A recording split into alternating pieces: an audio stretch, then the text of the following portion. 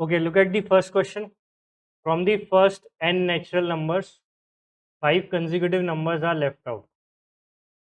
The sum of the remaining number is 515. What can be the greatest possible number that is left out? तो first n natural number में से 5 consecutive numbers आपने बाहर कर दिए, ठीक है। तो नेक्स्ट क्या बोला यहाँ पे, सम ऑफ रिमेनिंग। तो मतलब फर्स्ट n नेचुरल नंबर का सम में से आपने 5 कंजिक्यूटिव नंबर का सम हटा दिया, तो क्या बचा रिजल्ट, 515।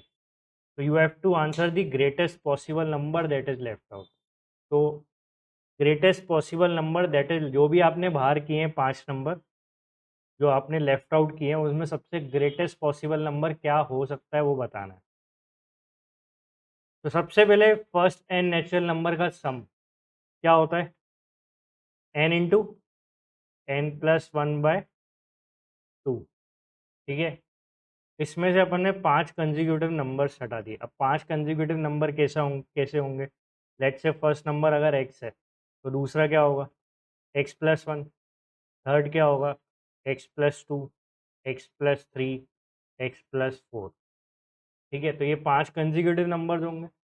लेट से ये 5 कंजिक्यूटिव नंबर एक्स और एक्स प्लस 4 है, तो अपन को एक्स प्लस 4 ही बताना है क्या है ग्रेटेस्ट, मैक्सिमम चाहिए ये। तो ये 5 नंबर लेट से अपन यहाँ से माइनस कर दें, तो इन 5 का सम क्या होगा, 5x plus 7 + 3 that is 10। In 5 consecutive number का सम क्या होगा, 10, 5x प्लस 10। तो ये आप क्या करने वाले हो, माइनस करने वाले हो, ठीक है, क्योंकि आपने 5 कंजिक्यूटिव नंबर्स का सम हटा दिया। Then you are left with 515,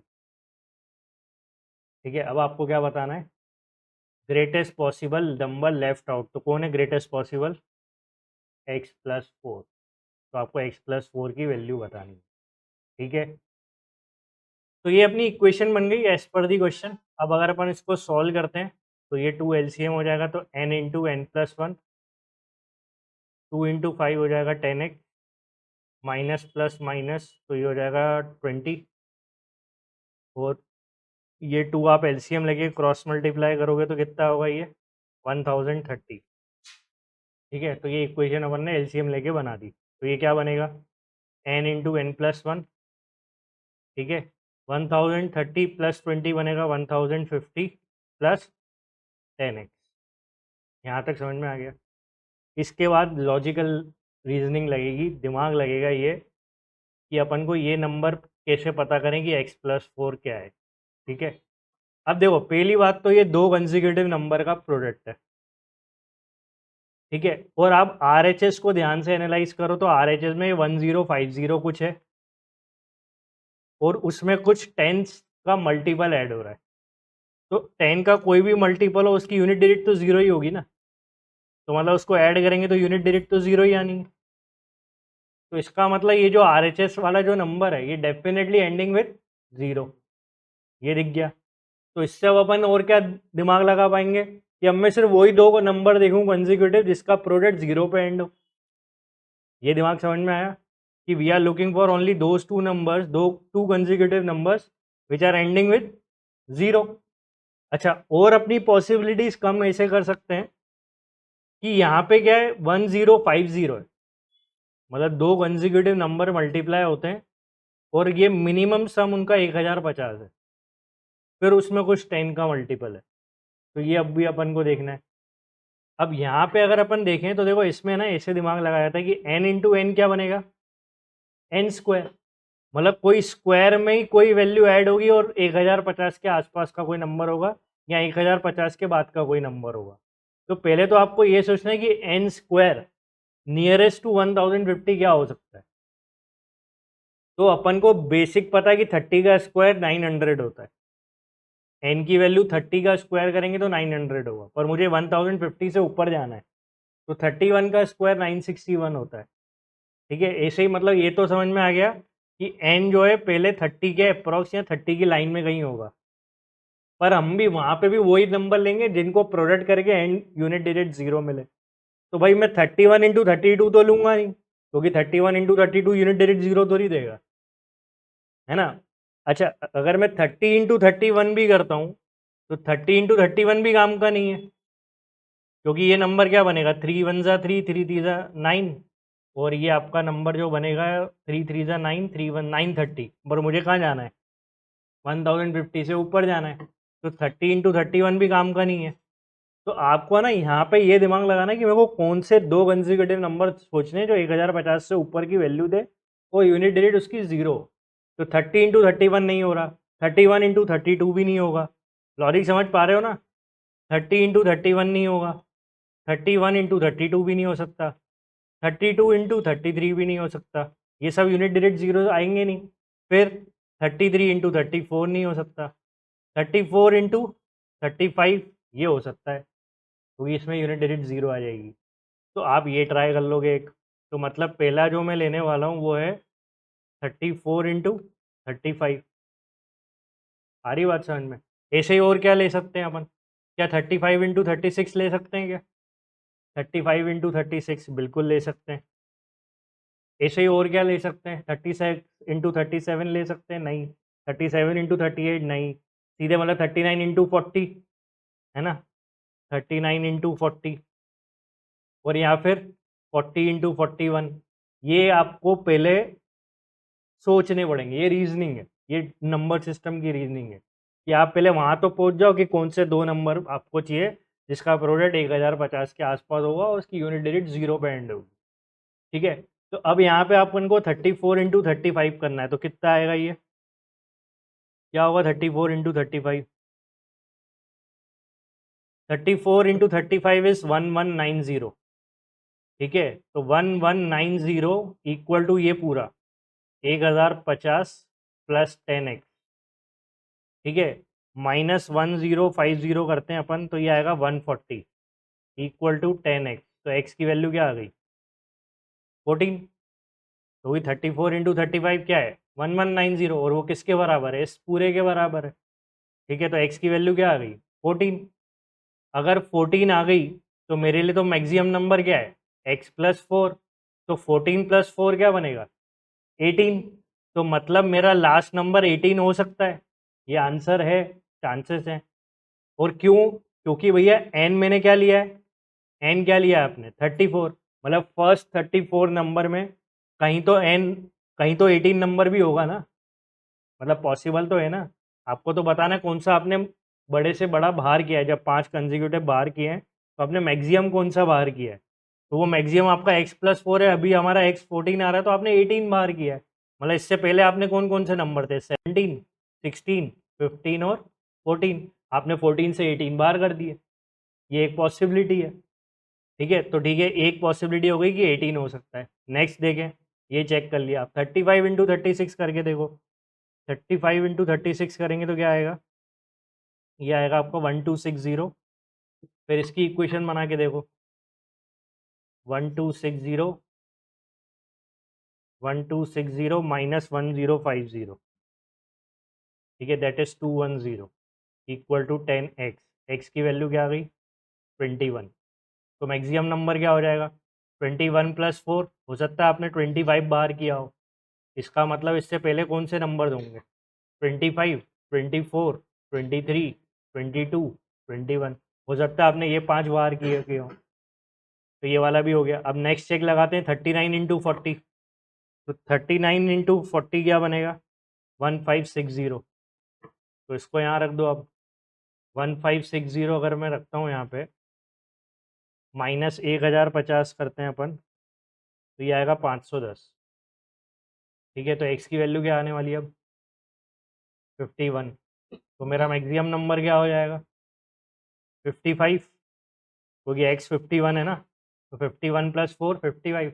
अब लॉजिक ये है कि भाई जब आपने लिखे ही 39 तक के नंबर, फर्स्ट 39 नंबर लिखे, तो उसमें 55 कैसे हट सकता है, पॉसिबल है क्या, नहीं।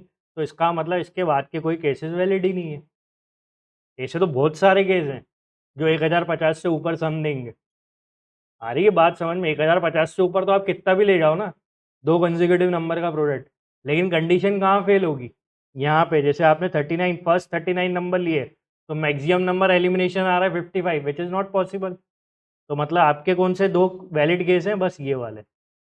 इन दोनों में क्वेश्चन क्या बोल रहा है? ग्रेटेस्ट पॉसिबल नंबर जो लेफ्ट आउट हो रहा है। तो कौन सा ग्रेटेस्ट पॉसिबल लेफ्ट आउट हो रहा था अपना? 18 और 25, ये दोनों वैलिड थे, ये तो इनवैलिड है।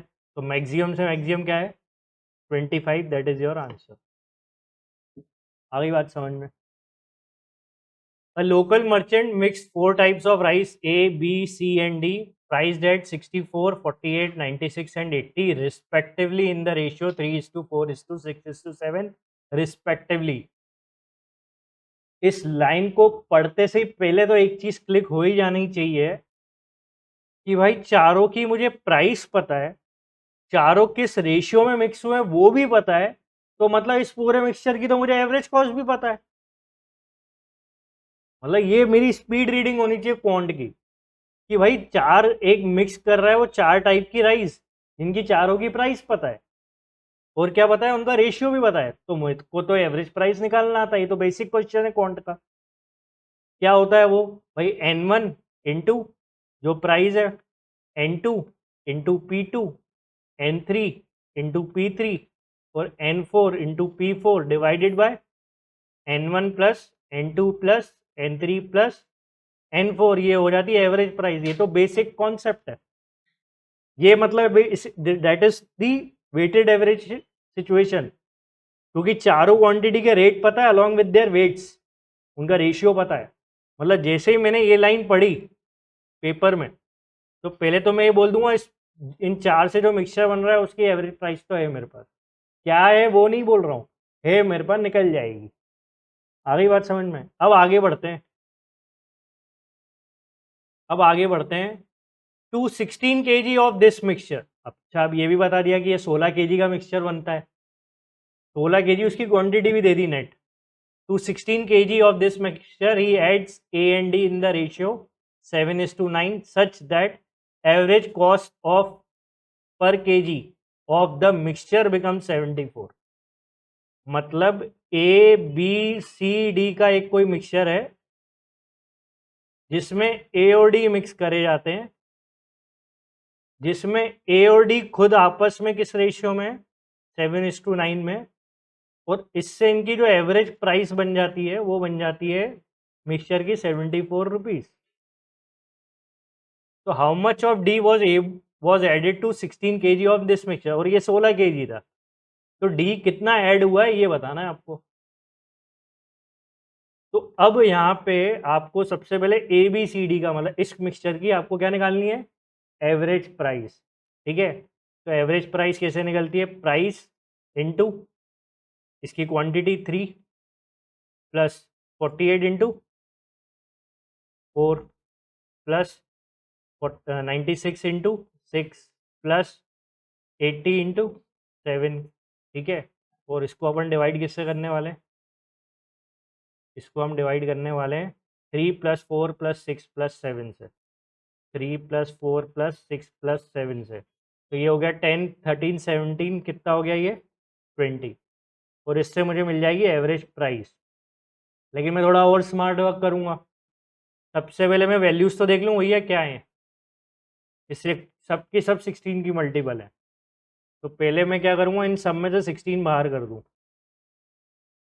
तो ये हो जाएगा आपका 4 इंटू 3, ये हो जाएगा 3 इंटू 4, ये हो जाएगा 16 के टेबल में 96 कब आता है?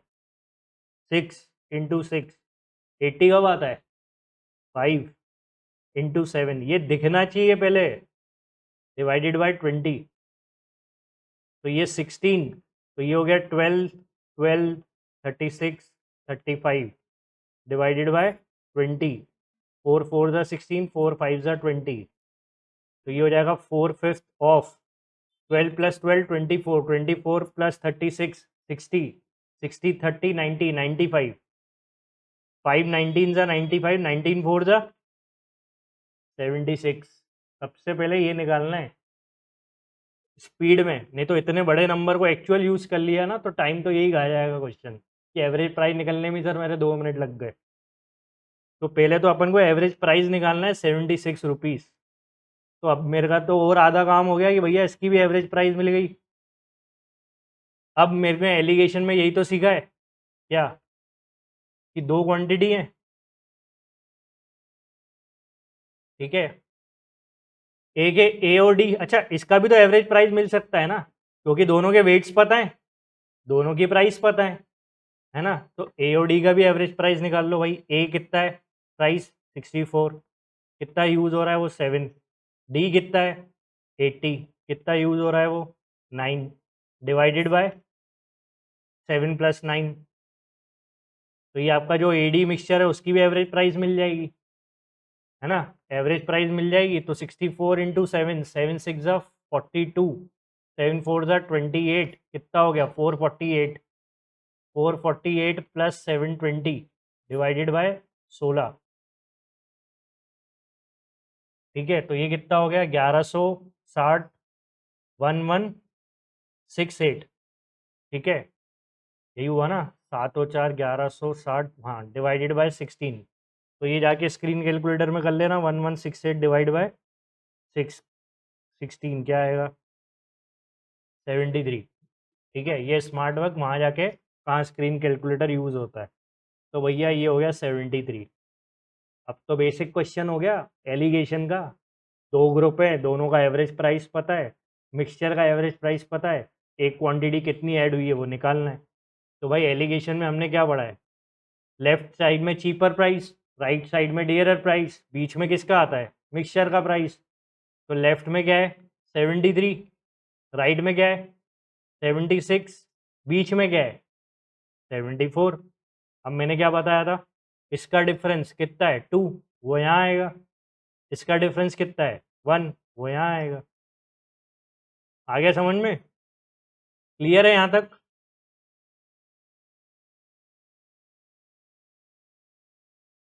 ठीक है, अब इसके बाद 2:1 में, मतलब 73 कौन सा है ए डी वाला मिक्सचर, वो 76 कौन है ए बी सी डी वाला मिक्सचर। तो हमको ये तो दिया ही था, वन क्या रिप्रेजेंट कर रहा है 16 kg, तो वन में क्या मल्टीप्लाई करें 16 आए 16, तो टू क्या रिप्रेजेंट कर रहा है 32, क्योंकि इसमें भी 16 मल्टीप्लाई करोगे। तो मिल गया क्वेश्चन कि ए और डी कितना मिक्स हुआ है, ए और डी नेट कितना मिक्स हुआ है 32 किलो, और 32 किलो अगर 7:9 में अवेलेबल है तो क्या डी नहीं पता कर पाओगे कितना है उसमें, ठीक है।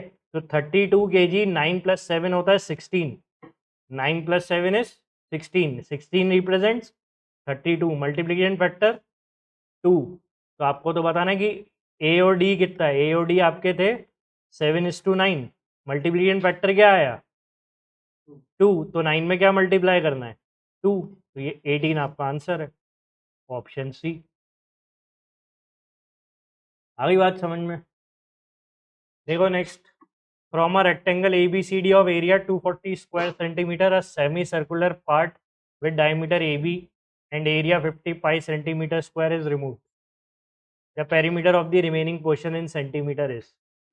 तो एक रेक्टेंगल है, ठीक है, तो ये रेक्टेंगल है ए बी सी और डी, इसका एरिया ऑलरेडी गिवन है आपको 240 स्क्वायर सेंटीमीटर।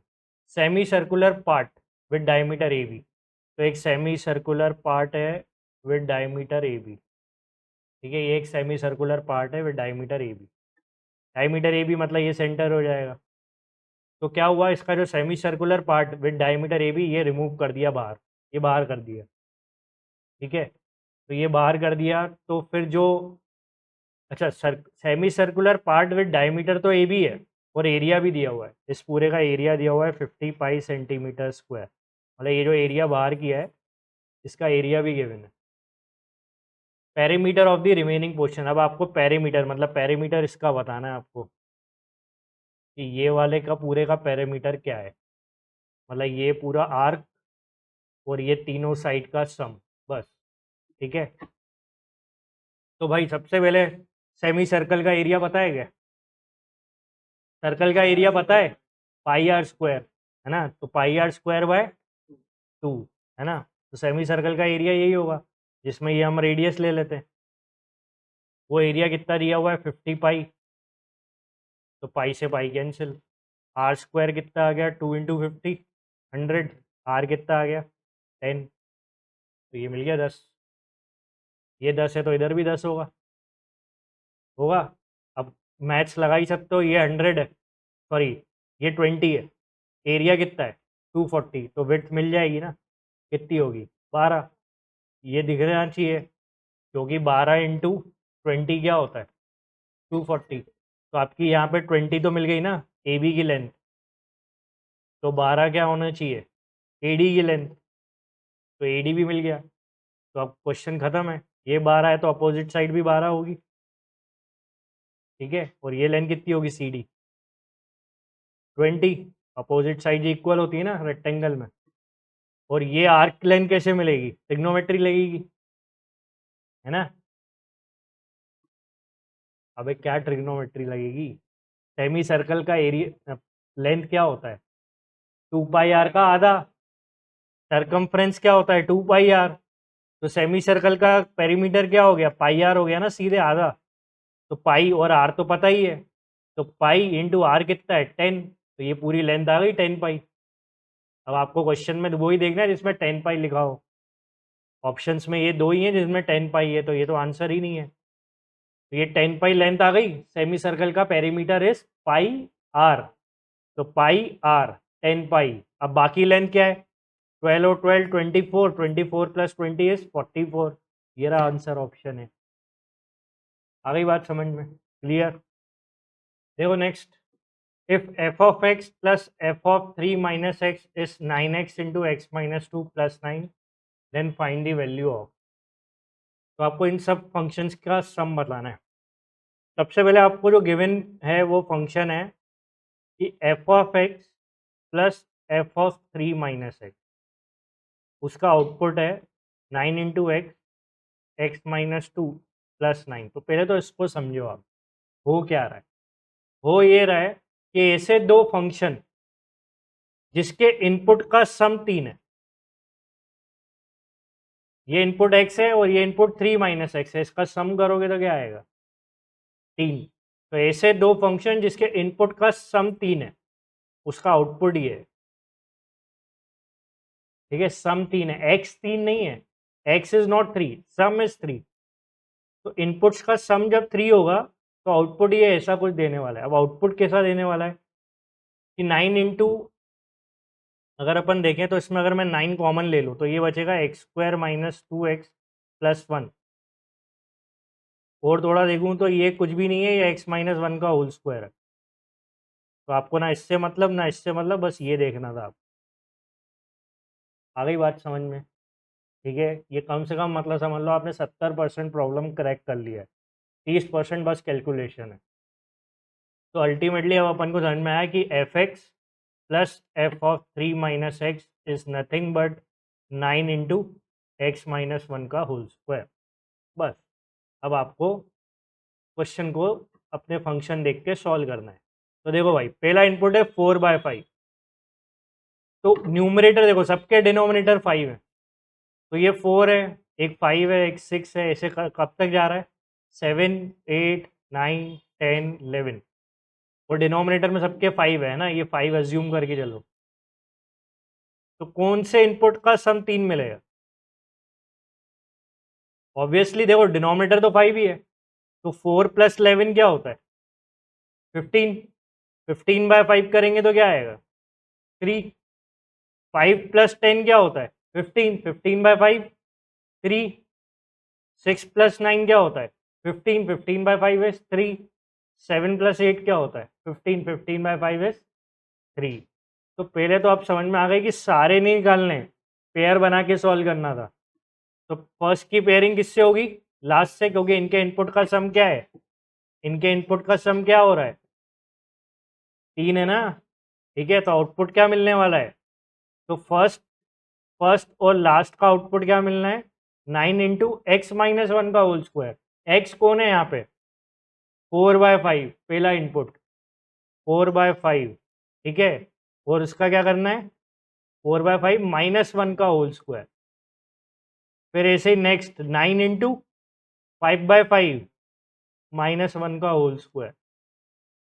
फिर नेक्स्ट 9 इंटू 6/5 माइनस 1 का होल स्क्वायर। और लास्ट आपका 9 इंटू 7 से पेयरिंग किसकी होगी 8 से, तो 7/5 -1 का होल स्क्वायर। बस खत्म हो गया क्वेश्चन।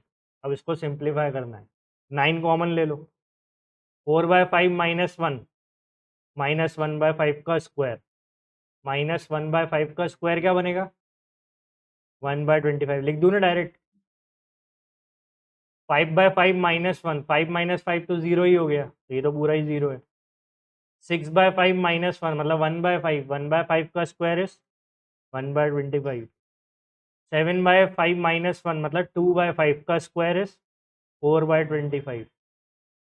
तो 4 + 1 5 + 1 6, तो 9 इंटू 6/25 आफ्टर एलसीएम, तो 9 6 54, नीचे क्या है 25, that is your answer, option D. ठीक है। Bankush starts traveling in his car from Lucknow to Delhi, such that he plans to reach Delhi by 10 a.m. Lucknow से दिल्ली जाता है, दिल्ली उसको सुबह 10 बजे पहुंचना है। After some time he realizes that at his current speed he would cover only 2/3 the distance to Delhi. ठीक है। So he increases speed by 75% and reaches the destination on time. What fraction of the distance did he travel at his initial speed? तो कुछ ऐसी कहानी है कि एक ये लखनऊ से दिल्ली बनकुश ट्रैवल करता है, उसको सुबह 10 बजे पहुंचना है Delhi. After some time he realises that at his current speed he would cover only 2/3 of the distance. अब वो यहाँ से चला, लेट से एक ये पर्टिकुलर पॉइंट मैं मान लेता हूँ ए, ठीक है, एक पॉइंट ले लिया मैंने ए। यहाँ पे उसने रियलाइज़ किया, यहाँ उसने रियलाइज़ किया कि यार अगर मैं इसी स्पीड से चलता रहा ना तो मैं पूरे डिस्टेंस का सिर्फ 2/3 ही कवर कर पाऊंगा। ठीक है, तो मतलब कहानी ये है कि मान लो अगर उसकी स्पीड एस थी और वो अगर एस की स्पीड से ही चलता रहा तो ही इज एक्सपेक्टिंग दैट कि ही would cover only 2/3 the distance of Delhi. मतलब मान लो वो मान के चले कि यहाँ तक ही कवर कर पाता हूँ, तो ये अपन मान लेते हैं ये 2 और ये 3rd। तो मतलब ये वाला पार्ट एल से बी तक क्या है 2/3 है पूरे का। एल बी क्या है, एल डी का क्या है 2/3, तो अपन ने एल डी ले लिया 3 यूनिट और एल बी ले लिया 2 यूनिट। या फिर आप इसको ये ले लो कि भाई ये 2 किलोमीटर ये 3 किलोमीटर। अगर वो एस की स्पीड से ही चलता रहा तो ए पे उसने ये रियलाइज़ करा कि भाई मैं तो बी तक ही पहुंच पाऊंगा अगर यही, लेकिन कब पहुंच पाऊंगा बी पे 10 बजे। पहुंचना दिल्ली कब था 10 बजे, लेकिन अगर एस की स्पीड से ही चलता रहा ना तो भाई 10 बजे तो मैं यहाँ ही पहुंच पाऊंगा बस। कहाँ पे बी पॉइंट पे। ठीक है, 10 बजे कहाँ पहुंच पाएगा बी पॉइंट पे अगर एस से ही चलता रहा, which is 2/3 of the A D, sorry L D. यहाँ तक समझ में आया। तो इसने क्या करा, इसने ये करा ही increases speed by 75% and reaches the destination on time. तो भाई पहले तो वो एस की स्पीड से जा रहा था, लेकिन उसने अब क्या कर दिया अपनी स्पीड 75% स्पीड बढ़ा दी और डी पे पहुंच गया 10 बजे स्पीड बढ़ा के। तो पहले स्पीड क्या थी एस, स्पीड कितनी बढ़ा दी 75%, 75% का फ्रैक्शन 3/4, ये उसकी न्यू स्पीड होगी होगी। तो S into 7/4 S S new. तो मतलब पुरानी स्पीड और नई स्पीड का रेशियो मिल गया मुझे क्या 4/7। आ रही बात समझ में, 4/7 क्या मिल गया स्पीड रेशियो। तो मुझे ये समझ में आ रहा है कि जो नई स्पीड है वो 7 है और पुरानी स्पीड इसकी 4 है। तो मुझे ये बताओ कांस्टेंट क्या है यहाँ पे, स्पीड टाइम और डिस्टेंस में कौन सा फैक्टर कांस्टेंट है ए के बाद काम करने के लिए। सबका गलत आंसर, टाइम कांस्टेंट है, डिस्टेंस तो है ही नहीं ना भाई। एक पे तो वो ए भी चलता है और एक पे ए डी चलता है, दो स्पीड है ना उसके बाद। एक स्पीड अगर एस मेंटेन करेगा तो बी तक ही पहुंच पाएगा ना, और नई स्पीड पे कहाँ पहुंच पाएगा डी पे। तो डिस्टेंस अलग अलग हुए ना दो अलग अलग स्पीड से, दोनों केस में कांस्टेंट क्या हुआ भाई ए से बी तक पहुंचेगा तब भी 10 बजेंगे, ए से डी पे पहुंचेगा तब भी 10 बजेंगे, तो टाइम कांस्टेंट हुआ ना। और जब तक आपको यही नहीं दिखेगा तो प्रॉब्लम आगे बढ़ना ही नहीं है, यहाँ से ही गलती चालू हो जाएगी और यहाँ से ही आपको टेक्निक मिलेगी नहीं उसको सॉल्व करने की। तो पहले तो आपको यही सोचना था कि ये प्रॉब्लम ही टाइम कॉन्स्टेंसी का है, कि whenever time is constant distance ratio is proportional to speed ratio. तो पहले ये सिचुएशन ए के बाद टाइम कॉन्स्टेंसी की है, ठीक है ना। वो लॉजिक अब समझ में आ गया कि भाई अगर वो एस की स्पीड से चलता रहता तो ए बी कवर करता, और न्यू स्पीड से चलता तो ए डी कवर करता। तो डायग्राम से दिख रहा है ना, डिस्टेंस तो अलग अलग है, स्पीड भी अलग अलग है, तो कांस्टेंट कौन है? टाइम। तो कैन वी से दैट कि जो ये स्पीड रेशियो है यही टाइम रेशियो है, डिस्टेंस रेशियो है। क्या कर रहे हो यार, डिस्टेंस रेशियो है, ये देखना है बस आपको। तो अब सुनो ध्यान से कि देखो एस की स्पीड से 4 यूनिट ट्रेवल करता है, एस न्यू की स्पीड से 7 यूनिट ट्रेवल करता है। डिस्टेंस के रिस्पेक्ट पे बात कर रहा हूं मैं, क्योंकि स्पीड का रेशियो कौन है? डिस्टेंस का रेशियो। एस की स्पीड से चलता तो 4 यूनिट ट्रेवल करता, एस न्यू की स्पीड से चलता तो 7 ट्रेवल करता। तो अब देखना डायरेक्ट, तो मुझे क्या दिख रहा है कि भाई अगर एस की स्पीड से चलता तो 4 यूनिट ट्रेवल करता, और न्यू स्पीड से चलता तो 7 यूनिट ट्रेवल करता। तो बचा कितना ये? 3 यूनिट। अब ये तो मुझे नहीं पता, क्योंकि देखो ये एक्चुअल क्यों नहीं है, क्योंकि ये तो मैं रेशियो से बात कर रहा हूँ ना भाई, तो ये एक्चुअल लेंथ हो रही है, ये तो मैं रेशियो से बात कर रहा हूँ। अच्छा एक्चुअल कौन है? ये कि मैंने एल से डी लिया था 3 किलोमीटर, तो वो 2 किलोमीटर ही चल पाता। एल से बी मेरे को पता है 2 किलोमीटर, तो एक्चुअल लेंथ बी डी कितनी है? एक्चुअल लेंथ बी डी कितनी है? 1 किलोमीटर है एक्चुअल लेंथ, और मुझे एल ए लेंथ निकालनी है। अब भाई बी डी मुझे मिल गया कितना? 3 यूनिट क्या रिप्रेजेंट कर रहा है? एक। तो 4 कितना रिप्रेजेंट करेगा? निकल जाएगा ना बस। तो 3 रिप्रेजेंट कर रहा है 1 किलोमीटर एक्चुअल लेंथ, तो 4 कितना रिप्रेजेंट करेगा? 4/3 किलोमीटर, ठीक है। और मेरे को एल से बी कितना पता है? एल से बी कितना है? 2 किलोमीटर। उसमें से ये 4 कौन है? ए बी है ना, ए बी है ना 4। 4 यूनिट की एक्चुअल लेंथ क्या है? 4/3 किलोमीटर। तो मेरे को तो क्या निकालना है? L A. तो एल ए क्या हो जाएगा भाई? एल ए हो जाएगा आपका L B minus A B. तो एल बी कितना है मेरा? एल बी है मेरा 2, ए बी कितना है मेरा? 4/3। तो 3 2 जा 6, 6 - 4 क्या होता है? 2, 2/3। 6 - 4 2/3, मतलब एल ए की एक्चुअल लेंथ क्या है? 2/3 किलोमीटर एक्चुअल लेंथ है वो, ठीक है। और अब क्वेश्चन क्या बोल रहा है? What fraction of distance did he travel at his initial speed. तो इनिशियल स्पीड पे उसने क्या ट्रेवल किया था? 2/3। बाकी तो सब न्यू स्पीड पे ट्रेवल किया था। ए पॉइंट पे उसने अपनी स्पीड बढ़ा दी थी ना, ए से लेके दिल्ली तक क्या था? New speed. तो क्वेश्चन बोल रहा है what fraction of the distance, पूरे डिस्टेंस का कितना पार्ट ओरिजिनल स्पीड पे ट्रेवल किया है। तो पूरा डिस्टेंस कितना है भाई? 3। उसका कितना बार ट्रेवल किया उसने ओरिजिनल स्पीड पे? 2/3। तो उसका फ्रैक्शन निकालो, क्या आएगा?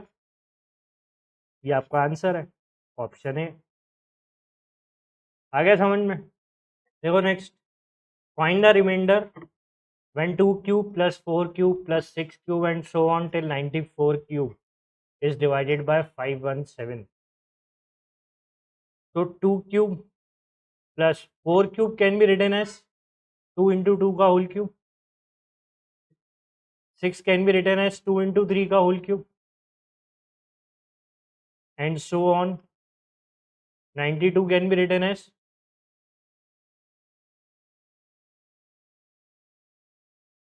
2 into 46 का whole cube, और ये क्या लिख सकते हैं अपन? 2 into 47 का whole cube. So 94 is 2 into 47, 92 is 2 into 46 and so on. क्या कॉमन आ रहा है सब में?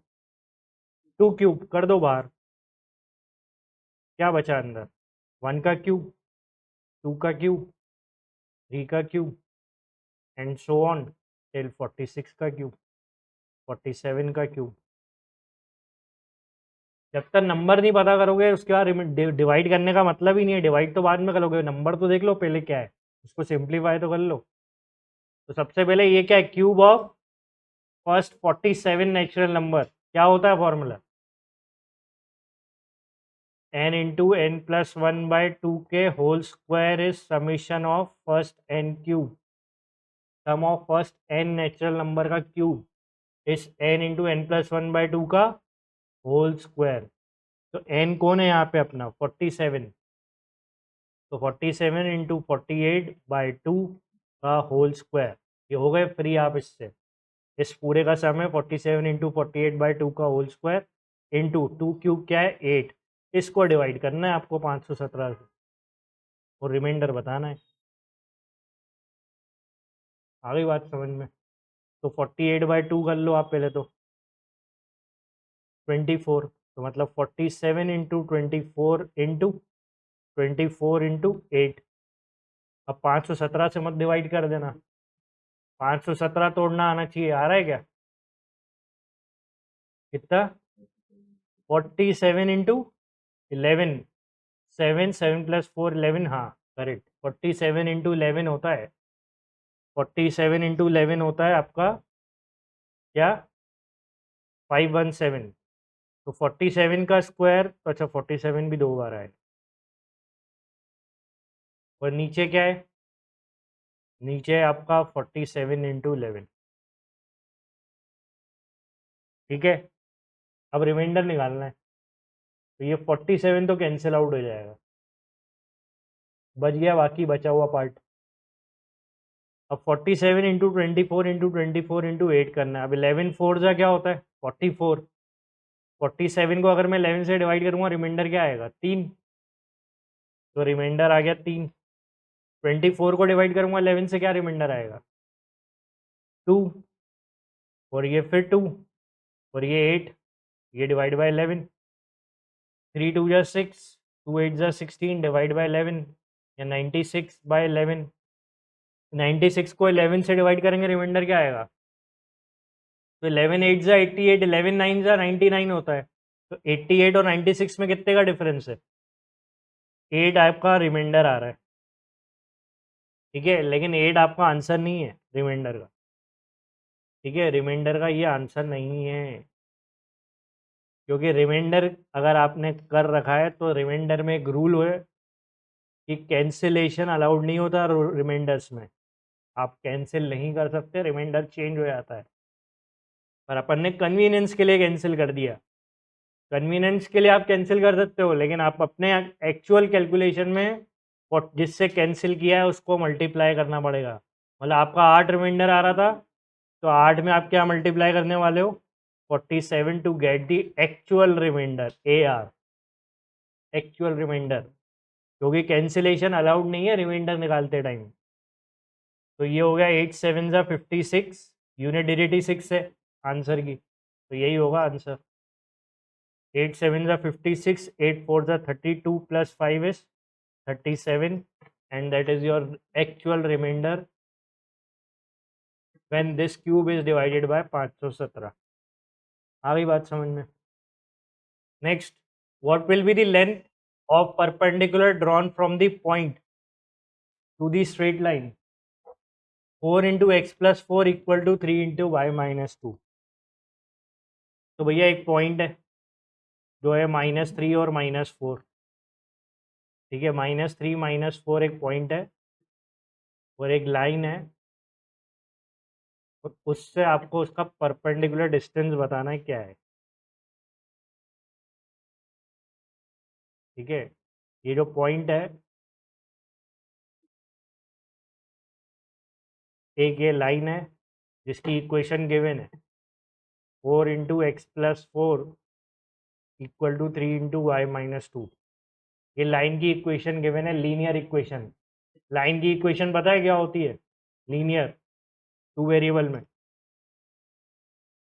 पता है, बताओ निष्ठा क्या होती है, लीनियर इक्वेशन टू वेरिएबल में क्या होती है। हाँ, इतना तो पढ़ाया है ना भाई लीनियर, कि ये भी नहीं पढ़ाया मैंने, हैं। एक्स और वाई के कोफिशिएंट क्या है, ए और बी। तो पॉइंट यहाँ पे कि ये वाली जो इक्वेशन है ये भी इसी फॉर्मेट में अवेलेबल है, 4x plus 16 equal to 3y minus 6। तो इक्वेशन क्या बन गई, 4x माइनस 3y, और ये 16 प्लस 6 क्या होता है, 22। ये बन गई लीनियर इक्वेशन। तो लाइन की इक्वेशन ये है, ठीक है। लेकिन हमें क्या चाहिए, ये डिस्टेंस चाहिए हमको तो, और उसके लिए क्या पता है, एक्सटीरियर पॉइंट पता है, लाइन की इक्वेशन पता है, डिस्टेंस निकालना है। तो क्या कॉन्सेप्ट होता है डिस्टेंस निकालने का, मॉड्यूलस ऑफ डी। क्यों मॉड्यूलस, क्योंकि डिस्टेंस कभी नेगेटिव नहीं होता।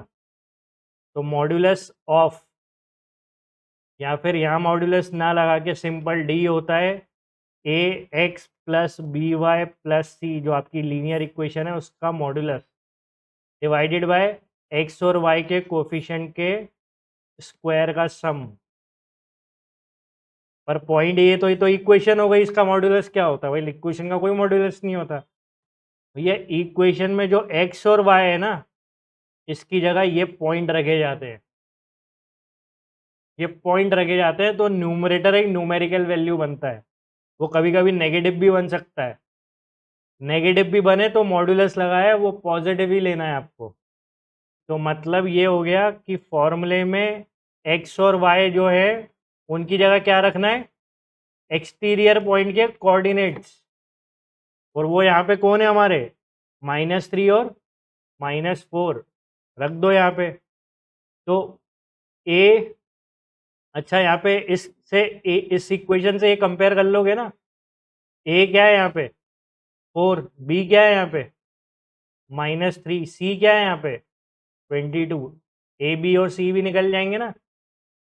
तो बस अब रख दो, डिस्टेंस आ जाएगा। ए कितना है 4, एक्स की जगह क्या रखना है -3, प्लस बी कितना है -3, वाई की जगह क्या रखना है -4, सी क्या है 22। इस पूरे का क्या लेना है modulus, divided by square root of a square plus b square, मतलब 16 प्लस 9। तो डी की value -12 plus 12 plus 22, root 16 plus 9 25, ये 5 आ गया, -12 12 cancel, answer is 22/5 which is 4.4 units, that is option A. तो चाहिए क्या था हमको, कॉन्सेप्ट, पता ही नहीं है, तो कॉन्सेप्चुअल क्वेश्चन आ गया ये। सिर्फ कॉन्सेप्ट चाहिए था और वैल्यू रखनी थी और कुछ नहीं करना था। तो ये डिस्टेंस, कौन सा डिस्टेंस, शॉर्टेस्ट डिस्टेंस भी बोलते हैं और परपेंडिकुलर डिस्टेंस भी बोलते हैं, ठीक है। तो कभी आ जाए shortest distance of point from line, तो मतलब वो परपेंडिकुलर डिस्टेंस ही एक्सपेक्ट कर रहा है, ठीक है। देखो next, in an election there were 4 candidates and 90% of the registered voters cast their votes and 16.66% of the cast votes were invalid। तो पहले तो ये 4 लोग हैं, let's say ABCD, 90% of registered voters cast their votes. मान लो registered votes are है, इसका 90% ने कास्ट किया है, आर रजिस्टर्ड वोट्स मान लिए, उसका जो 90% है उन्होंने कास्ट किया है, और जो 16.66% है कास्टेड वोट्स के वो इनवैलिड है, ठीक है। अब मैं इनवैलिड इसलिए नहीं करूँगा क्वेश्चन, क्योंकि बोल रहा है नंबर ऑफ इनवैलिड वोट्स बताओ। तो इनवैलिड वोट्स आपके क्या होंगे, वो कास्ट के 16.66 क्या होता है 1/6 ऑफ 9/10 ऑफ आर। तो मतलब 3 2 जा 6, 3 3 जा 9, 3R/20, ये चाहिए मेरे को। एक बार आर मिल गया तो क्वेश्चन खत्म, पर वो इतनी आसानी से मिलेगा नहीं, यही तो दिक्कत है। One of the candidates received 20% of invalid votes, let's say A, ठीक है। ऐसा नहीं कि आपको जो लेना है ले लेना, मैंने ए ले लिया। ए एक ऐसा कैंडिडेट है जिसको 20% मिला है वैलिड वोट्स का, तो भाई वैलिड वोट्स कैसे आएंगे? तो कास्ट वोट्स में से क्या हटता है? इनवैलिड, है ना? तो कास्ट में से इनवैलिड हटाओ तो क्या आते हैं? वैलिड वोट्स आते हैं। तो वैलिड निकाल लो भाई, कास्ट कितना है 9/10 ऑफ आर, इनवैलिड कितना है 3/20 ऑफ आर। तो ये 10 है, इसको 20 बना लो इंटू 2 करके, 2 9 18 -3, 15/20 ऑफ आर, मतलब 5 3 15, 5 4 20, 3/4 ऑफ आर। ठीक है, तो ये क्या मिल गए हमको? Valid votes. वोटिंग वाले क्वेश्चन में ये तीन चीज़ें जब तक सही नहीं निकलेंगी तब तक क्वेश्चन आगे जाएगा ही नहीं। जहाँ आपने ये तीन चीज़ें गड़बड़ करी हैं तो आगे की जब थ्योरी उस पर अप्लाई करोगे तो वो भी गलत होती जाएगी। तो पहले कास्ट, इनवैलिड और वैलिड, ये तीन एक्यूरेट निकलने चाहिए। तो मैंने मेरा निकल गया क्या? वैलिड। अब वैलिड निकलने के बाद क्या करना है? वैलिड बोल रहा है 20% ऑफ वैलिड वोट किसी एक को मिला है। 20% का फ्रैक्शन क्या होता है? तो 1/5 ऑफ 3/4 ऑफ आर ए को मिला है। सॉरी। ठीक है, तो ये क्या बनेगा? 3/20 ऑफ आर। ये किसको मिला है? ए को। बाकी सबको क्या मिला? while the other three candidates received the remaining valid votes in the proportion 3:5:8। बाकी तीनों को क्या मिलना है? 3:5:8 में मिला है। एक्चुअल तो पता नहीं क्या मिला है। तो लेट से इसको 3K मिला है, इसको 5K मिला है, इसको 8K मिला है। ठीक है, ये अपन ने मान लिया। ये सब अभी एजम्पशन पे चल रहा है question. If the winner of the election received 1350 votes more than the candidate with the second highest votes। ये एक रिलेशन आ गया। ये रिलेशन देने का मतलब मल्टीप्लिकेशन फैक्टर कहीं से मिलने वाला है। तो जो विनर है उसको सेकंड हाईएस्ट वोटर से 1350 ज़्यादा वोट मिले than the number of invalid votes. आपको इनवैलिड वोट बताने हैं, इनवैलिड मतलब 3R/20 की वैल्यू बतानी है। तो उसके लिए क्या चाहिए? आर। चलो भाई तुम निकालें अपन। तो पॉइंट यहाँ पर ये है कि 3/20 आर, 3/20 आर ये वो स्टेप है जो मतलब क्लिक हो आपको, मतलब ये वो पॉइंट है जहाँ पे आपको प्रॉब्लम बनेगी कि नहीं, ये वो पॉइंट है कि आपको क्लिक हो ये सब। 3/20 आर मतलब ये, और इन तीनों का सम कितना है? 5+3 8+8 16K। ये चारों ये टोटल किसके बराबर है? ये पूरा किसके बराबर है? वैलिड वोट्स के बराबर है ना भाई। ये सब वैलिड वोट्स है ना। तो वैलिड वोट्स कितने हैं? 3/4 ऑफ आर से इक्वेट कर दो। आ गई बात समझ में? अब ये इनको 20 बना लोगे इंटू 5 करके, तो 16K किसके बराबर हो गया? 15 - 3 12R/20। तो ये बन गया आपका 4 3 12, 4 4 16।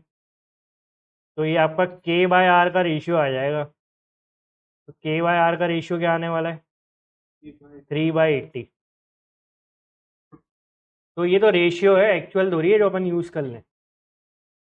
ठीक है, एक्चुअल नहीं पता भाई।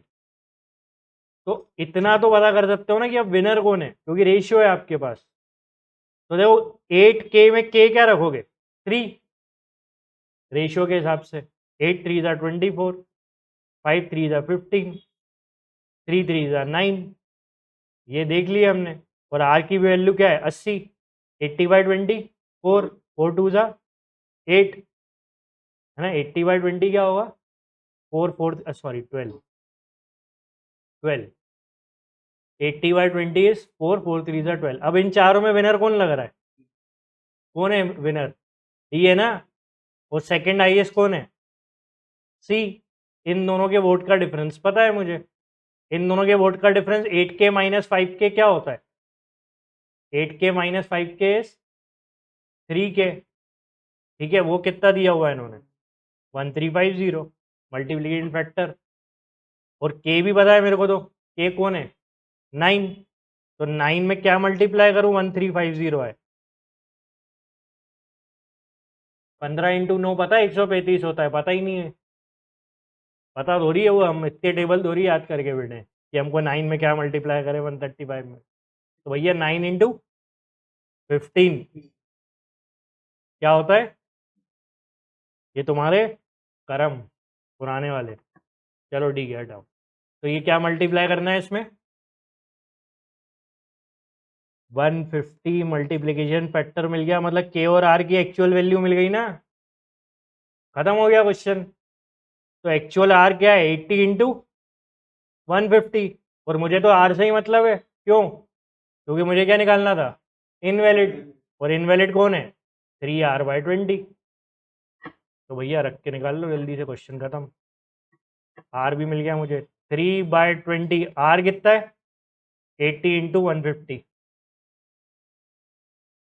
इक्वल टू कर लो जल्दी से, 20 इंटू 4 80, 4 3 12, 12 इंटू 15, 12 इंटू 15 180, पता ही नहीं है, ठीक है 1800, दैट इज योर आंसर। खत्म हो गया क्वेश्चन, आ गई बात समझ में। देखो next, a hollow conical flask of base radius 12 and height 8 filled with water।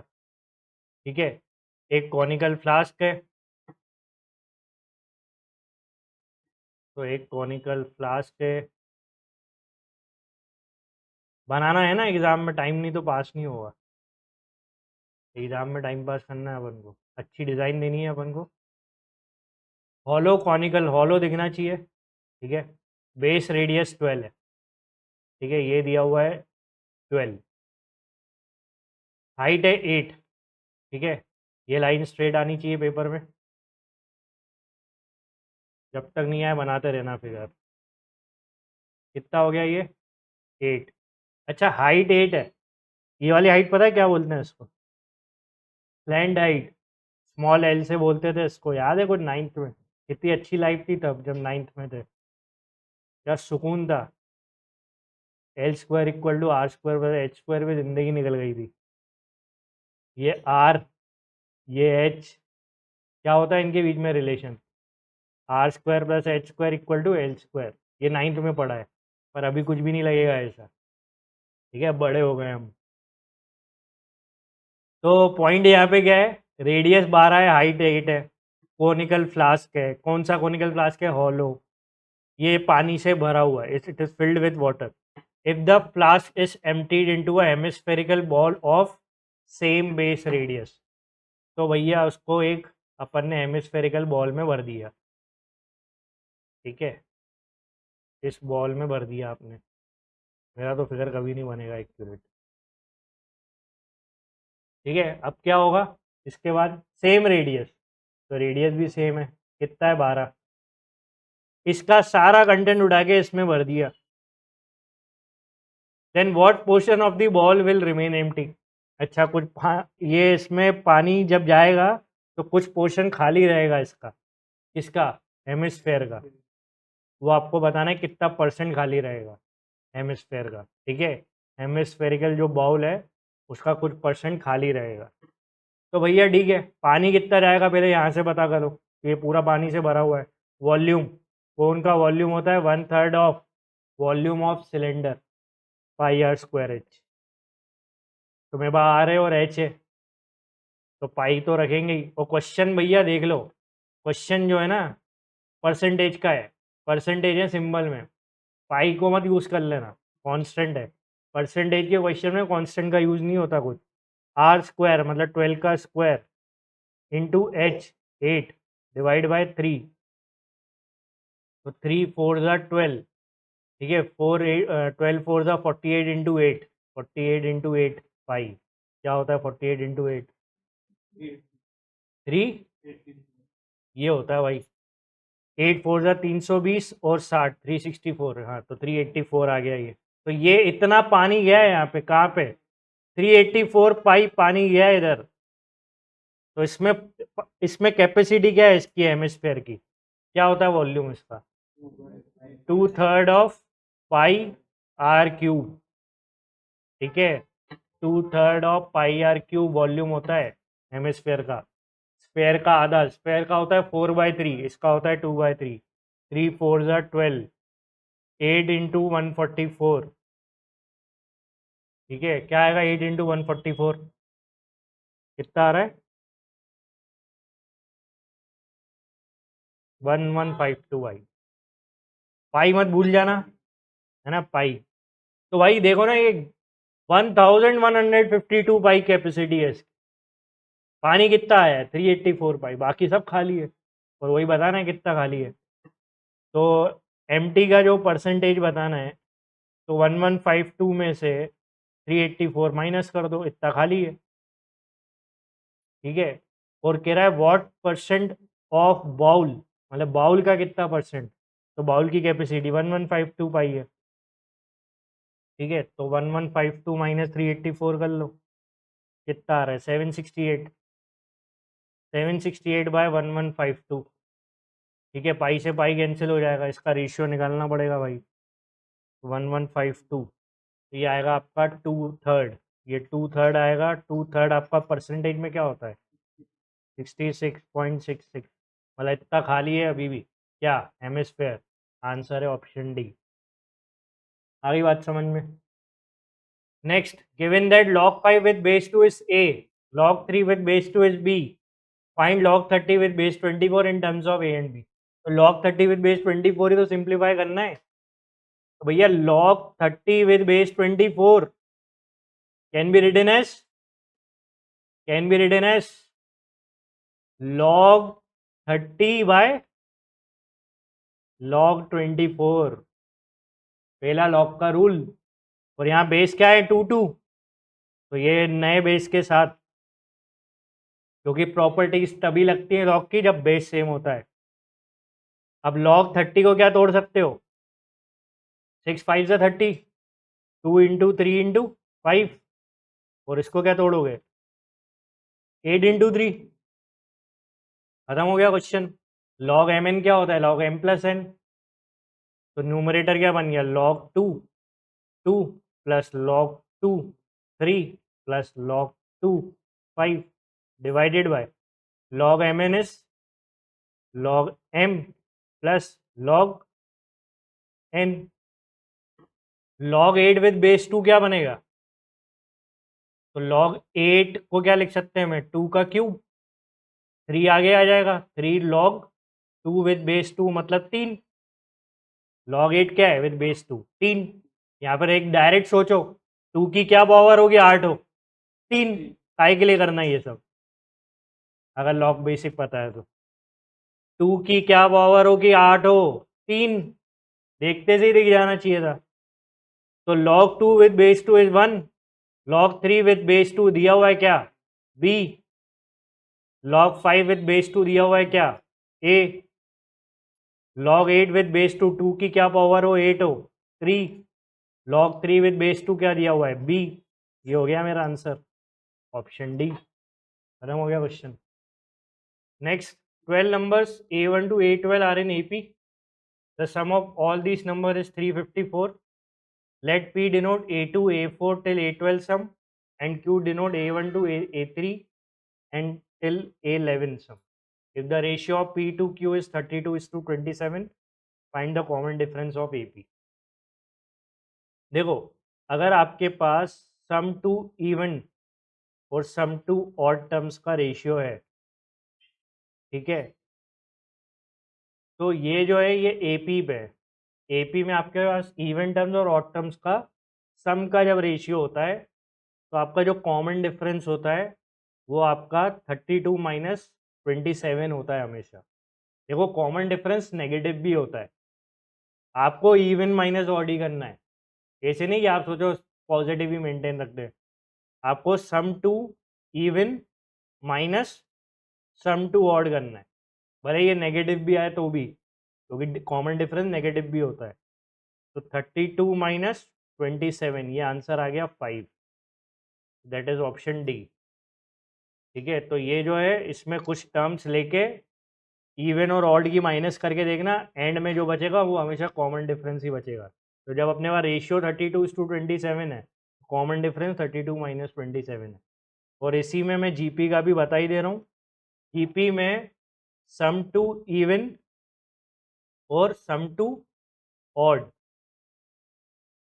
का जो रेशियो होता है वो होता है कॉमन रेशियो। किस केस में? किस केस में? जीपी में। और एक और बात, इन दोनों कॉन्सेप्ट में एक चीज कॉमन है, और वो ये है कि जो नंबर ऑफ टर्म्स हैं वो इवन होनी चाहिए, नहीं तो ये कॉन्सेप्ट अप्लाई नहीं होगा। क्योंकि जब तक इवन टर्म्स होंगी नहीं तो क्वांटिटी सेम नहीं हो पाएंगी ना। 3 even 3 odd, 5 even 5 odd, 10 even 10 odd. तो क्वांटिटी जो होती है ना नंबर की, जैसे यहाँ पे कितने नंबर्स हैं, क्या लिखा है यहाँ? 12 नंबर। दोनों कॉन्सेप्ट में ये तब ट्रू है जब क्वांटिटी क्या होनी चाहिए? इवन होनी चाहिए। तो यही अगर जीपी का क्वेश्चन आया था और आपके पास इवन और ऑड टर्म्स का सम है और आपसे पूछ दिया जाता कॉमन रेशियो निकालो, वो आंसर हमेशा क्या है? दोनों के सम का रेशियो। आ गई बात समझ में? Next, a beaker contained V liters of mixture of milk and water with milk and water in the ratio of 3:2. The total volume of mixture was increased by 60% by adding water. Next, 38.4 liters of the solution in the beaker was replaced by water. If the final ratio of milk and water in the beaker is 3:7, then find the volume of V in liters. भैया ऐसा है कि एक beaker है, ठीक है, उस beaker में क्या है भाई? उस बीकर में क्या है भाई? एक मिल्क और एक वाटर। आराम से करो, सिचुएशन को ध्यान से देख के। कॉन्सेप्ट पता होगा तो बनेगा, नहीं तो उलझ जाओगे।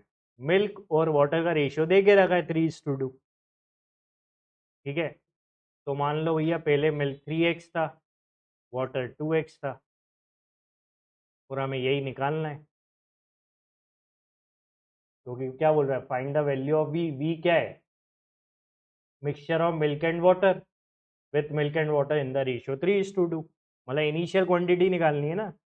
ये समझ में आ रहा है? इनिशियल क्वांटिटी निकालनी है। 3x प्लस 2x मतलब क्या निकालना है? 5x निकालना।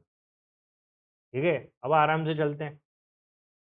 जो भी इसकी वॉल्यूम है वो 5x है ना। अभी पूरे कंटेनर का वॉल्यूम क्या है? 5x।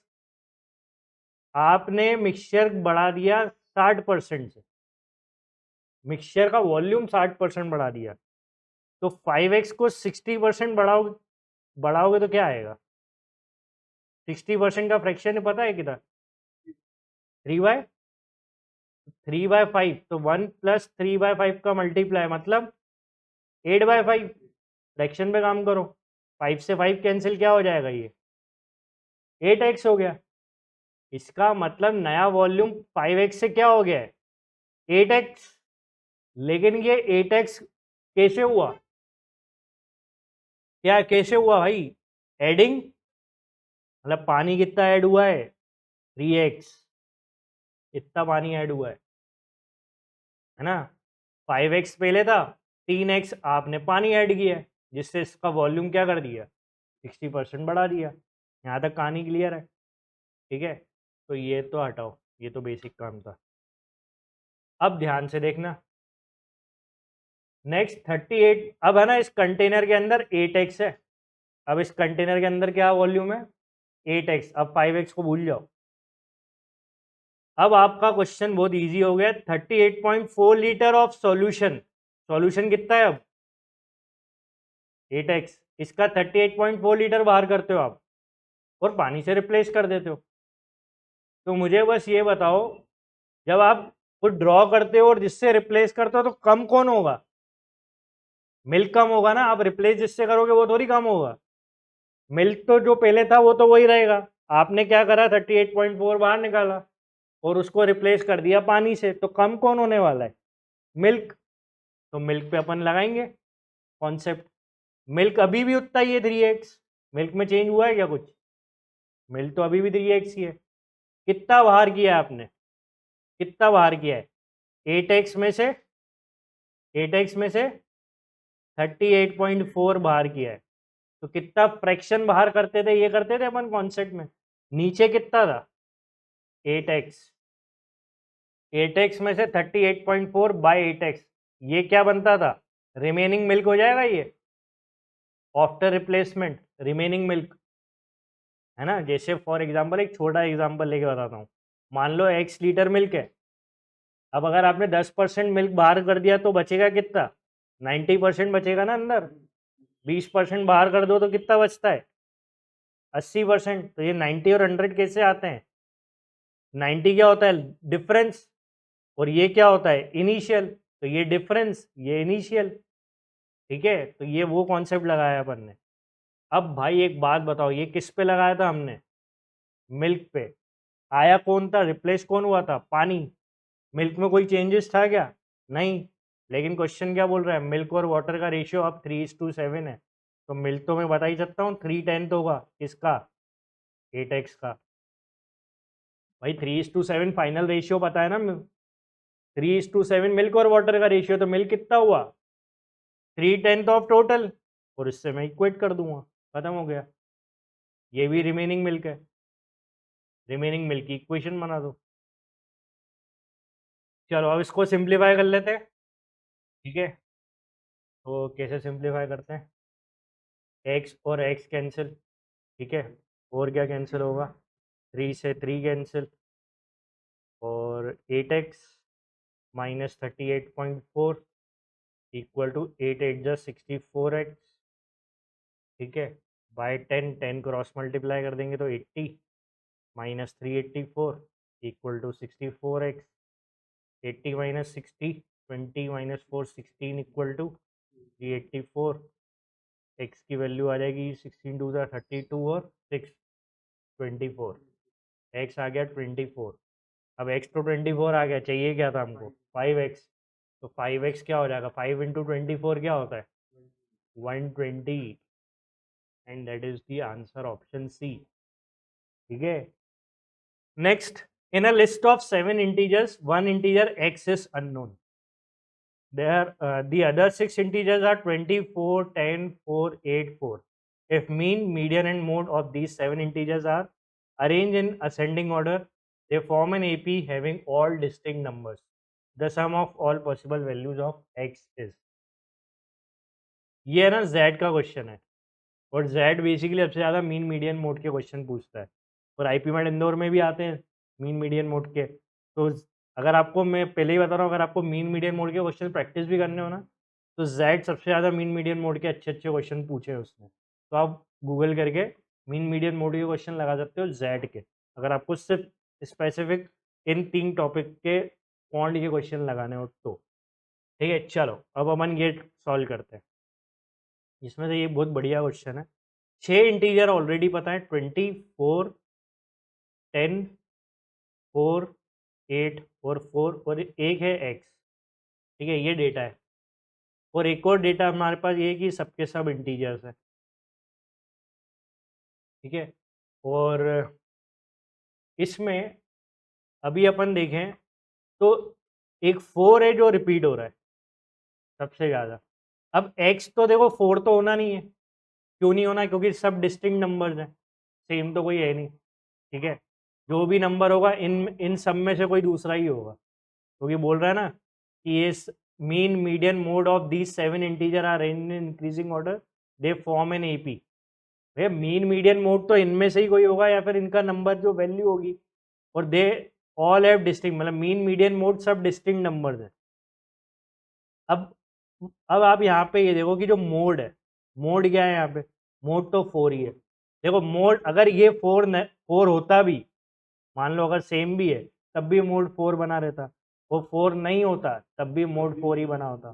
ठीक है, चलो नेक्स्ट बात करते हैं मीडियन की। तो मीडियन क्या होता है, मीडियन होता है डेटा को इंक्रीजिंग ऑर्डर में अरेंज करो। तो अभी तो जो डेटा है पहले उसको अरेंज कर लेते हैं, 4, ठीक है, 4, 4, 4, ठीक है, फिर क्या है 8, फिर क्या है 10, फिर क्या है 20। अब x अभी नहीं पता, तो मीडियन निकालने में थोड़ी तकलीफ होगी। x यहाँ हो सकता है, बीच में कहीं हो सकता है, आखिरी में कहीं हो सकता है, पता नहीं। नेक्स्ट है अपना मीन। मीन की कहानी क्या है, मीन तो फिक्स है।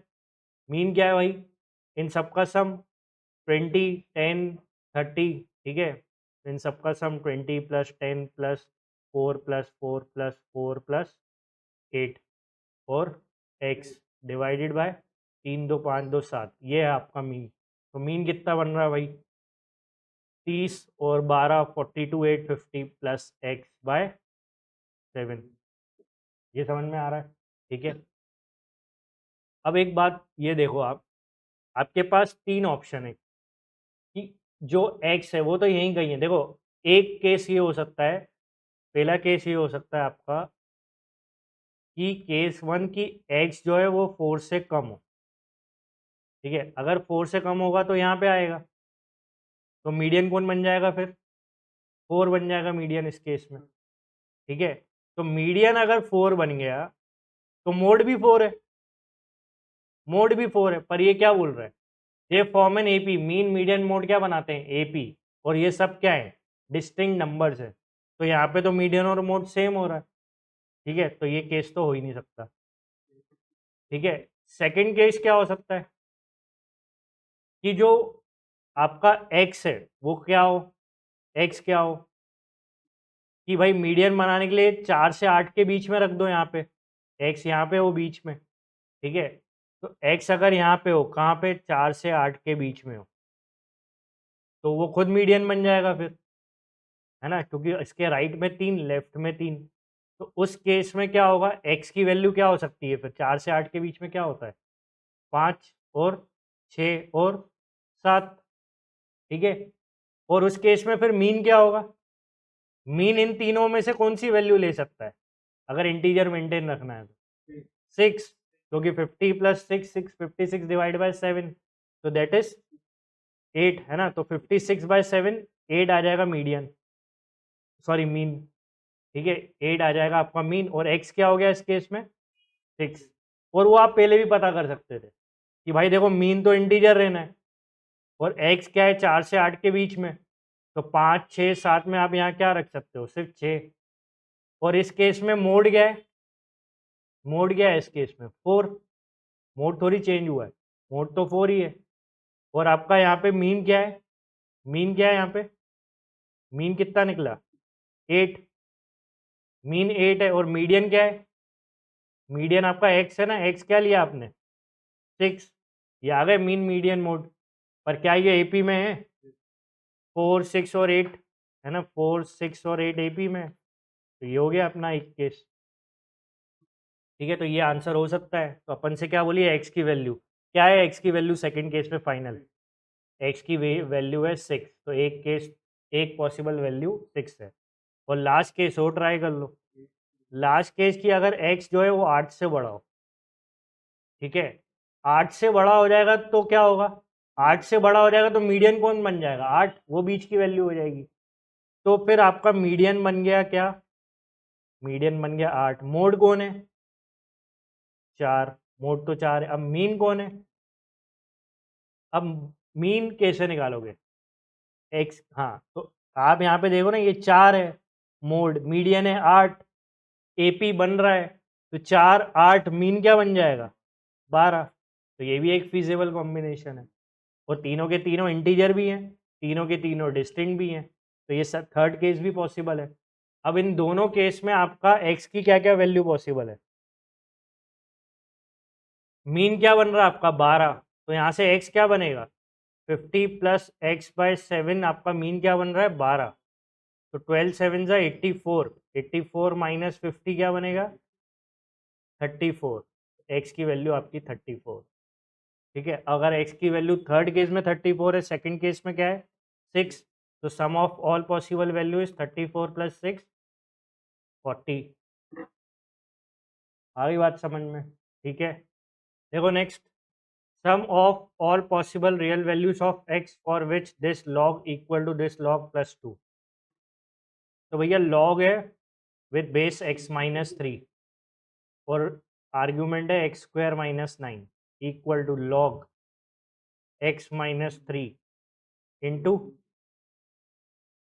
x-3 x+1, ठीक है। अब देखो, लेफ्ट साइड में लॉग बेस x-3 का है, राइट साइड में 2 लिखा है। तो 2 को भी log x माइनस 3 बेस में बना लो, आता है बनाना। log x माइनस 3 लिखोगे, x माइनस 3 लिखोगे और उसकी पावर 2 कर दोगे, ठीक है, क्योंकि इस पूरे की वैल्यू क्या है 2, क्योंकि 2 आगे आएगा, तो log आर्गुमेंट और बेस सेम मतलब 1, तो 2 को आपको बस ये लिखना था। आ गई बात समझ में? अब आप क्या करने वाले हो इसके बाद log x minus 3 x square minus 9 log m plus log n with same base, तो log mn होता है रूल, तो log x minus 3 into x plus 1 into x minus 3 का होल स्क्वायर, है ना। तो अब लेफ्ट साइड और राइट साइड कंपेयर कर सकते हो आप, बेस सेम है, log की इक्वेशन है, तो आर्ग्यूमेंट सेम होना चाहिए। तो एक्स स्क्वायर माइनस 9 किसके बराबर हुआ, x plus 1 into x minus 3 के होल स्क्वायर का, यहाँ से एक्स निकालना है।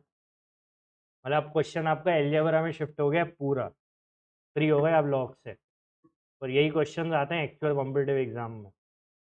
X square minus 9 x plus 1 x minus 3 का whole square is a square plus b square minus 2ab, वो पूरा ओपन करो, x square minus 9 into x plus 1, ये ओपन होगा क्या? हाँ, वो ये भी कर सकते हो बिल्कुल, यस। अगर हाँ ये ज़्यादा सही रहेगा, क्योंकि वो बनता हुआ दिख रहा है लेफ्ट में, x plus 3 into x minus 3 equal to x plus 1 into x minus 3 का होल स्क्वायर, ठीक है। A square minus b square, a plus b, a minus b identity लगा के एक एक्स माइनस 3 कैंसिल कर लोगे, क्या बचेगा, x plus 3 equal to x plus 1 into x minus 3, तो ये निकालो भाई क्या आएगा, ये आएगा x plus 3 equal to x square minus 3x plus x minus 3, x square minus 3x plus x is minus 2x minus x minus 3x, और ये माइनस 3 इक्वल टू 0 माइनस 6, ये कैसे सॉल्व होगा? हाँ, क्योंकि ये तो स्प्लिट होगा नहीं, 6 का प्रोडक्ट आएगा ही नहीं, तो फॉर्मूला मेथड लगा लो, तो x की वैल्यू होगी माइनस का b plus minus b square minus 4ac upon 2, तो एक्स की वैल्यू हो गई 3 प्लस माइनस 4 6 24 प्लस 9 क्या होता है 33, ये आ गया 33 दिख गया ना, तो ये तो हटना ही नहीं है पूरे क्वेश्चन से, अब तो आपके रूट में 33 होना ही है, ठीक है। तो एक तो अकेला रूट 33 दिख रहा है और एक यहाँ रूट 33 दिख रहा है, आंसर इन दोनों में से ही है, डिवाइड बाई 2, ठीक है। अच्छा, अब एक बात ध्यान से देखना, प्रॉब्लम क्या है ना, बहुत सही क्वेश्चन ये इसलिए है, ये इतनी जल्दी आंसर देगा नहीं, इसमें रखना पड़ेगा पेशेंस, जल्दी नहीं कर सकते आप इसमें, क्योंकि देखो जब आपको x मिल गया तो आपके पास दो वैल्यू है, एक 3 प्लस रूट 33/2 और एक वैल्यू है 3 माइनस रूट 33/2। तो पहले तो आपको ये दिखाना है, पहले तो ये देखना है कि भाई देखो रूट 33 की वैल्यू क्या होगी, रूट 33 से नीचे का परफेक्ट स्क्वायर कौन है, 25, है ना, तो किसका होता है वो 5, तो मतलब 3 माइनस 5 पॉइंट समथिंग कुछ हो रहा है, तो मतलब ये वैल्यू पूरी नेगेटिव है, ठीक है, और ये वाली पूरी क्या वैल्यू है नेगेटिव, और अगर अपन यहाँ पे नेगेटिव की बात करें, तो अगर ये नेगेटिव है तो मुझे बताओ जो बेस होते हैं वो नेगेटिव होते हैं क्या, तो x माइनस 3 अगर x नेगेटिव है, अगर ये नेगेटिव है तो नेगेटिव माइनस नेगेटिव, तो ये तो ओवरऑल नेगेटिव ही बना रहेगा, है ना, बेस क्या बना रहेगा नेगेटिव, तो ये तो नेगेटिव ही बना रहेगा, क्योंकि x आप नेगेटिव अगर ये वाला रूट होता तो -3 करते तो बेस नेगेटिव हो जाता, तो ये वाला रूट लेना नहीं है, ठीक है। तो आपके लिए एक रूट ये बचा, आ रही बात समझ में, तो आपके लिए जब यही रूट बचा तो sum of all possible root बोल रहा है वो, तो कौन सा बचा, एक ही बचा, अब इसका सम क्या करोगे, किससे सम करोगे, यही आंसर है, आंसर ऑप्शन सी, ठीक है। मतलब लॉग का कॉन्सेप्ट लगा के रूट एलिमिनेशन आ गया, ठीक है। देखो next, Perimeter of triangle ABC is 27 centimeter. The length of side BC is 12 centimeter. If its vertex A is connected with its in center I and extended towards BC, so that the connecting line intersect BC and D. BC and D नहीं, BC at D. ठीक है. Then the connecting line intersect BC at D, and the ratio of AI and DI is equal to. चलो ठीक है, समझते हैं पहले तो है क्या. ये एक ट्रायंगल ले लिया मैंने ABC. पेरीमीटर इसका 27 है, तीनों साइड का सम पता है, जिसमें BC 12 है. BC 12 है मतलब AB प्लस AC का सम क्या है? 15 है ना. अब इसका जो A वर्टेक्स है ये जाके कनेक्ट करना है इन सेंटर से. ठीक है भाई, ये कहीं एक लाइन बना लेते हैं अपन. यहाँ कहीं बीच में इन सेंटर है. ठीक है, यहाँ पे कहीं इन सेंटर है. ए को आई से कनेक्ट कर दिया and extended toward BC. BC तक एक्सटेंड कर दिया so that the connecting line, मतलब कनेक्टिंग लाइन कौन सी है? AI connecting the line BC at D, इसको D पे कनेक्ट कर रही है. ठीक है. देन द रेशियो AI और DI इज इक्वल टू, आपको AI और DI का रेशियो बताना. तो अगर आप इसमें ये देख पाओ कि ये इन सेंटर जो होता है ना, वो किसका पॉइंट ऑफ इंटरसेक्शन होता है? एंगल बाइसेक्टर का पॉइंट ऑफ इंटरसेक्शन होता है ना. तो मैं I को B से जोड़ देता हूँ और I को C से भी जोड़ देते हैं अपन. ठीक है, तो ये एंगल बाइसेक्टर का पॉइंट ऑफ इंटरसेक्शन होता है. इसका मतलब ये हो गया कि BI एंगल बाइसेक्टर है, और एंगल बाइसेक्टर है मतलब ये दोनों एंगल इक्वल और ये दोनों एंगल इक्वल. ठीक है, और मुझे क्या निकालना है? AI by DI. तो आप ट्रायंगल देखो, ABD ट्रायंगल देखो, ABD ट्रायंगल और एक ACD ट्रायंगल देखो. इन दोनों ट्रायंगल का बेस कॉमन है, AI और ID कॉमन है. तो ट्रायंगल फोकस करो ABD और ट्रायंगल फोकस करो ACD. AI बाई ID उनके दोनों के बेस है. और आपको अगर याद हो, एक कॉन्सेप्ट पढ़ा था अपन ने, एंगल बाइसेक्टर थ्योरम. भैया एंगल बाइसेक्टर दिख रहे हैं तो उससे रिलेटेड सारी चीज़ें रिकॉल करनी पड़ेगी. एंगल बाइसेक्टर थ्योरम तो वो लगाओ इस वाले ट्रायंगल में, बस ABD में. ABD में BI कौन है? Angle bisector.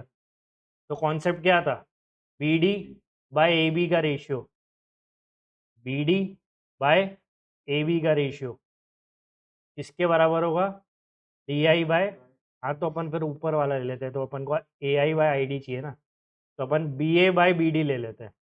BA bye BD किसके बराबर होगा? BA बाय BD होगा AI बाय ID के.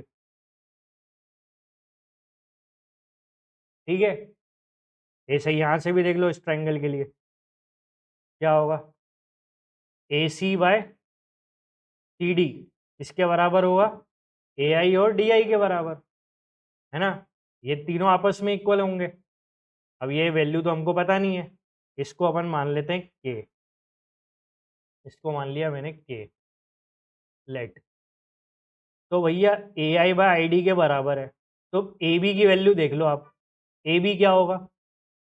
AB की वैल्यू क्या बनेगी? BD into K into BD, है ना. और AC की वैल्यू क्यों बनेगी, क्या बनेगी? CD इंटू K, मतलब K इंटू CD. अब सर आपने इन दोनों की वैल्यू क्यों निकाली? क्योंकि ऊपर इन दोनों का सम पता है मुझे. AB प्लस AC का सम पता है मुझे. ठीक है, तो भैया AB प्लस AC कर लो, तो क्या हो गया? K into BD plus K into CD. इन दोनों का सम क्या है? 15 है ना. ये इक्वेशन यूज कर ली मैंने, तो बस K कॉमन ले लो. तो BD प्लस CD का सम क्या है? तो K इंटू 12 इज 15. तो K की वैल्यू क्या हो गई? 15/12 मतलब 5/4. और K मेरा क्या था? खत्म हो गया क्वेश्चन।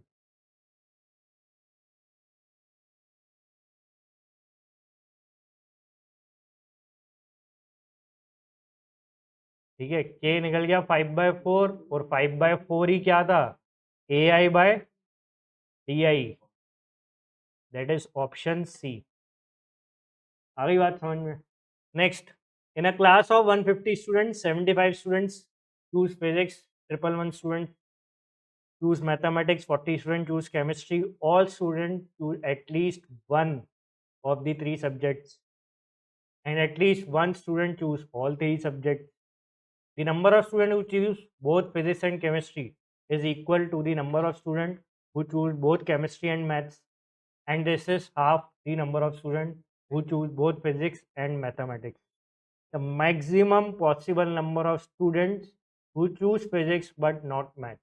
आपको मैक्सिमम बताने हैं फिजिक्स वाले बट नॉट मैथ्स। तो पहले तो अपन जल्दी से वो 3 डायग्राम बना ले, सर्कल।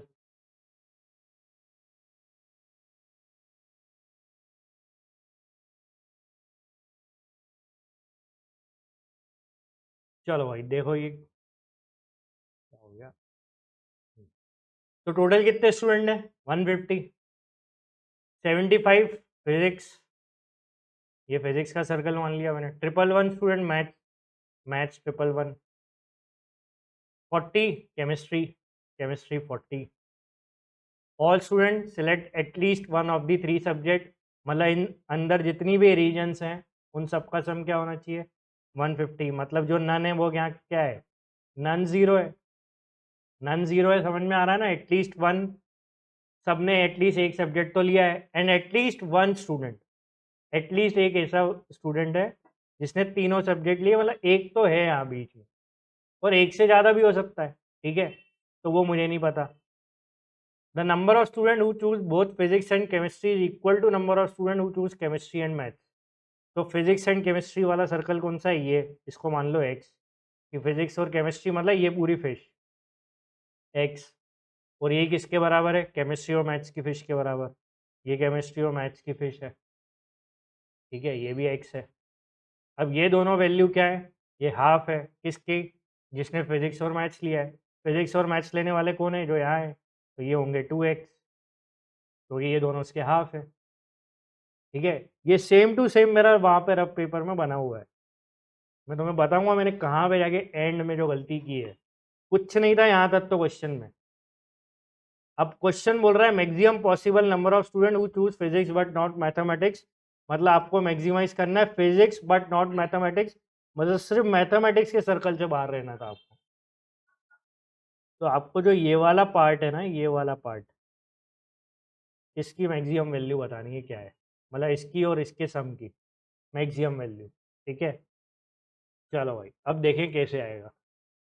सबसे पहले भाई 150 तो स्टूडेंट है, और अगर आपको बहुत बेसिक सा फॉर्मूला पता हो कि इन सब का जो सम है वो कितना है, 150 एटलीस्ट, तो एटलीस्ट वन का फॉर्मूला तो याद होगा आपको, 150 किसके बराबर होगा, 75 प्लस 111 प्लस 40 माइनस दो दो के जो कॉम्बिनेशन माइनस होते हैं, तो 2x, x और x एक बार में माइनस कर दो, 2x प्लस एक्स, और एंड में ऐड क्या होता है, ऑल थ्री, ऑल थ्री क्या है, वन, वन तो है पर वन से ज़्यादा भी हो सकता है, तो मैं थोड़ा स्मार्ट वर्क करके 1+m ले लेता हूँ।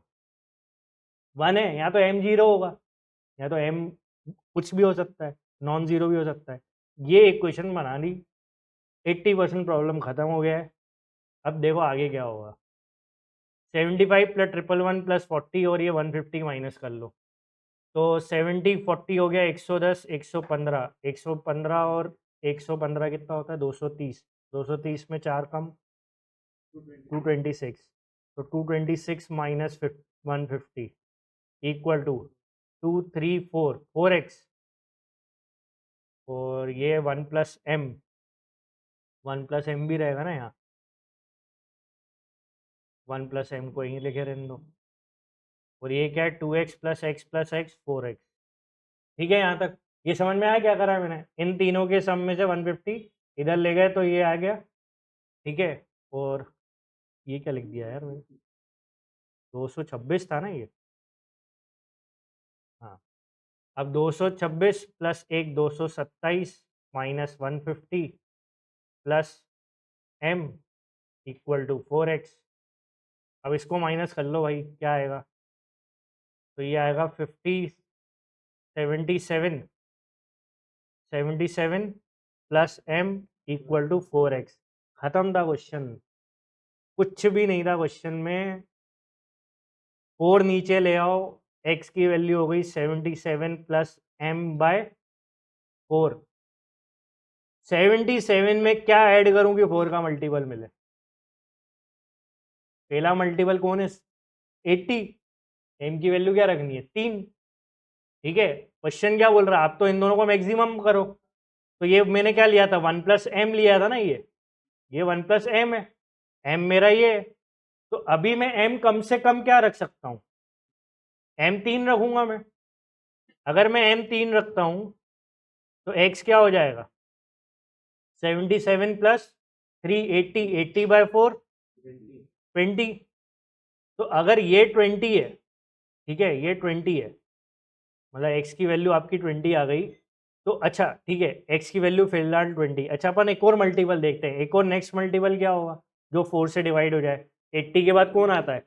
84, है ना। अगर 84 रखना है तो एम की वैल्यू क्या आएगी? 7, है ना, क्योंकि आप 77 में क्या ऐड करोगे? 7।